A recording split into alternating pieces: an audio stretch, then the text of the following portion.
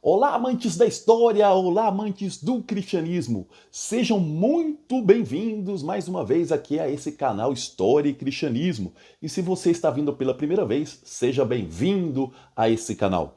Você já ouviu alguma vez a palavra cátaro, albigense, amauricianos, valdenses? Não?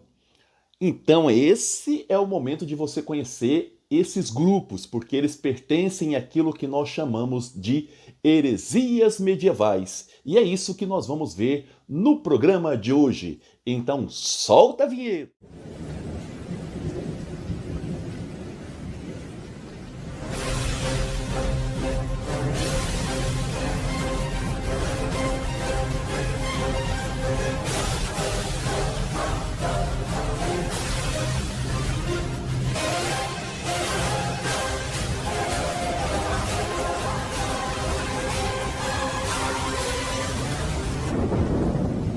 Olá, sejam bem-vindos e bem-vindas novamente aqui ao seu canal História e Cristianismo. Nossa tarefa de hoje é abordar sobre as heresias medievais. Você sabe o que significa a palavra heresia? De onde veio essa palavra?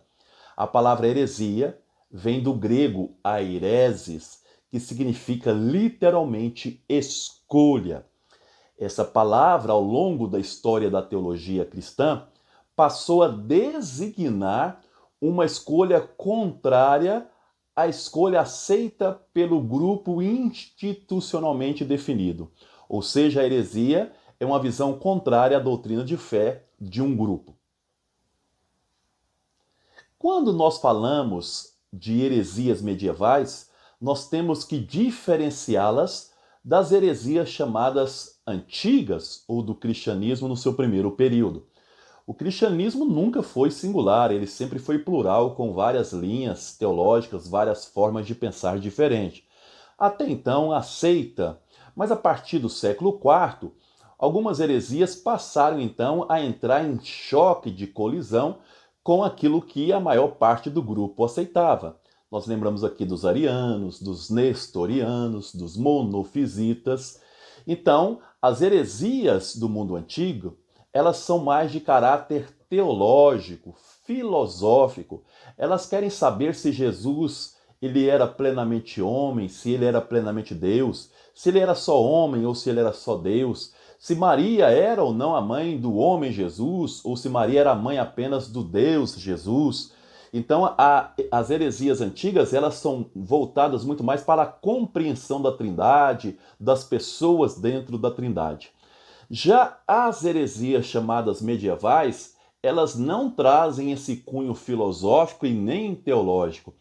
A preocupação das heresias medievais é uma preocupação muito mais social, muito mais de cunho popular. O objetivo dessas heresias é um questionamento da própria instituição que ao longo dos séculos foi se afastando aí do carisma original, ou seja, de Jesus Cristo. Uma igreja que havia se enriquecido bastante e que estava praticamente na mão de leigos, de senhores feudais, de reis, de condes, viscondes, ou seja, a heresia medieval é uma crítica a um modelo de instituição. Os séculos XII e XIII são chamados os séculos das heresias, porque grupos de hereges se multiplicam nesses dois séculos. Então temos que lançar a pergunta: o que está acontecendo historicamente para que esses grupos se multipliquem? O fato é que nós temos que analisar o contexto do século XII e do século XIII para responder a essa pergunta. Na verdade, temos que retroceder até um pouco mais ao século XI e entender que grandes transformações aconteceram a partir desse período. Uma dessas inovações ou transformações está ligada às técnicas agrícolas. A introdução da charrua, que é um instrumento para melhor sucar a terra, gerou aí grande produtividade, levando o homem medieval não só a consumir o que produzia, mas também ter um excedente para vender nas feiras locais, até mesmo regionais e internacionais.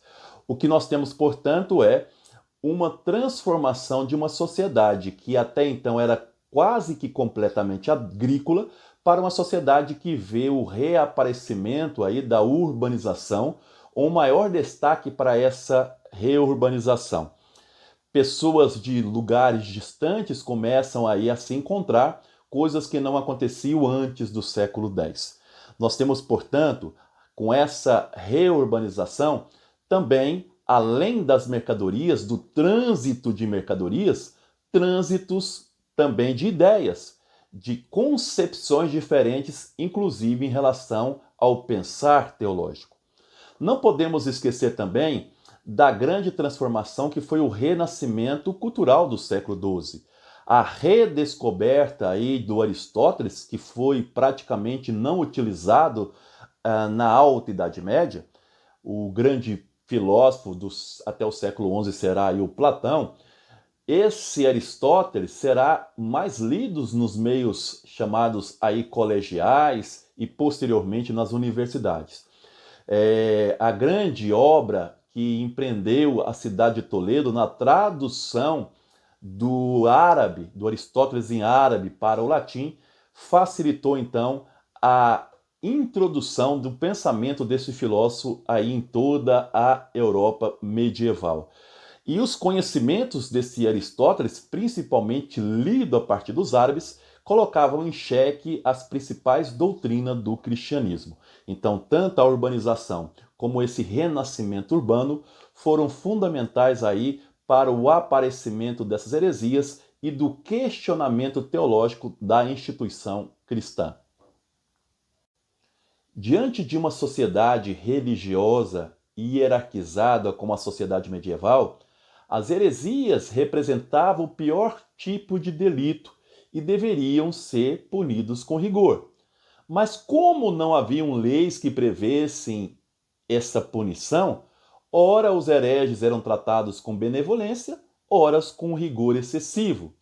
Podemos mesmo afirmar que qualquer tipo de punição antecedeu aí as leis que vão surgindo lentamente. Podemos dar como exemplo a cidade de Colônia, que em 1145 queimou alguns cátaros. Essa atitude foi criticada pelo Bernardo de Claraval como sendo aí fora daquilo que a igreja previa para essa situação.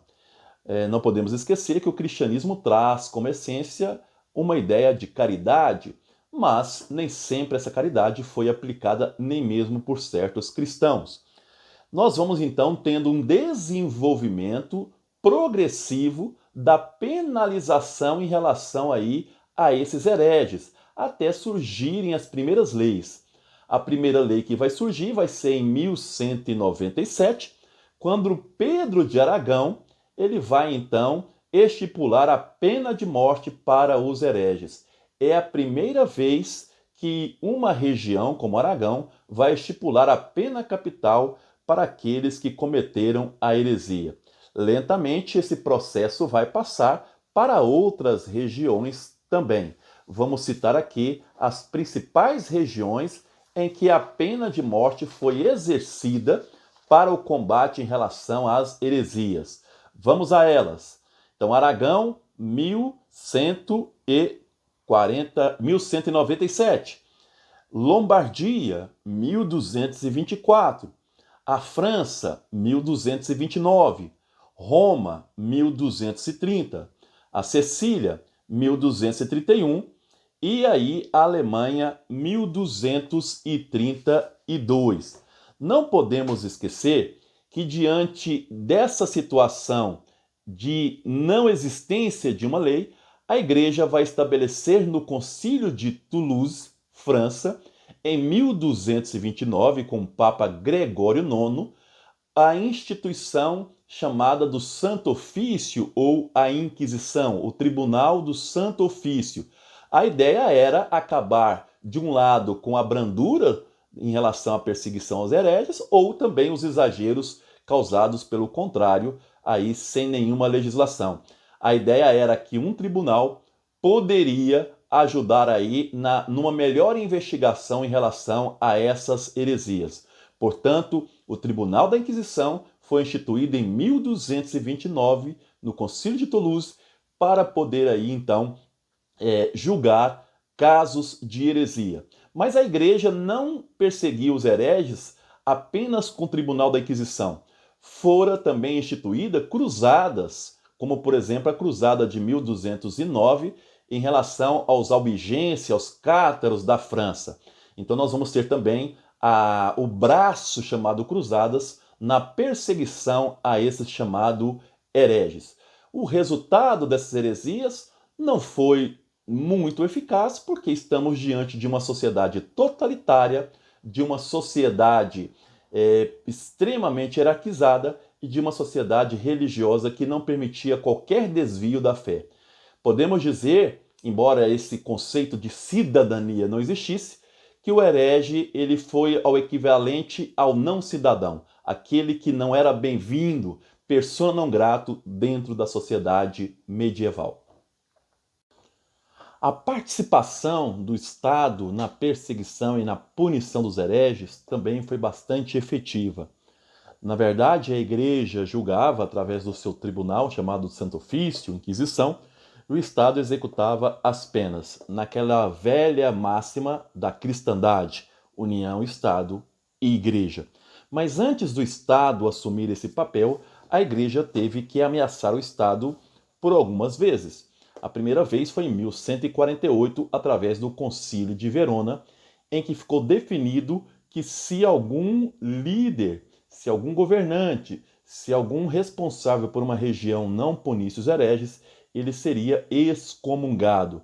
E a excomunhão na Idade Média era bastante grave, porque suspendia todos os contratos, juramentos, e o soberano ficava mesmo à mercê de perder inclusive as suas terras. Depois, o concílio chamado de Latrão, quarto concílio de Latrão, em 1215, novamente ameaça as lideranças, o Estado, dizendo que se os senhores locais não punissem aí os hereges, eles automaticamente perderiam as suas terras. Portanto, a igreja teve que pressionar para que o Estado desse uma resposta positiva em relação às perseguições, o que gerou, por exemplo, em 1231, a atitude do Frederico II, introduzindo na legislação da Sicília aí a pena capital, a fogueira, para todos aqueles que praticassem a heresia. Como pensar as consequências das heresias medievais para a Baixa Idade Média? É importante observar que atrás da crítica das heresias ao modelo eclesiástico, um modelo de uma igreja rica, poderosa, distantes dos princípios do cristianismo, distante dos pobres, as heresias está criticando o próprio modelo de sociedade medieval.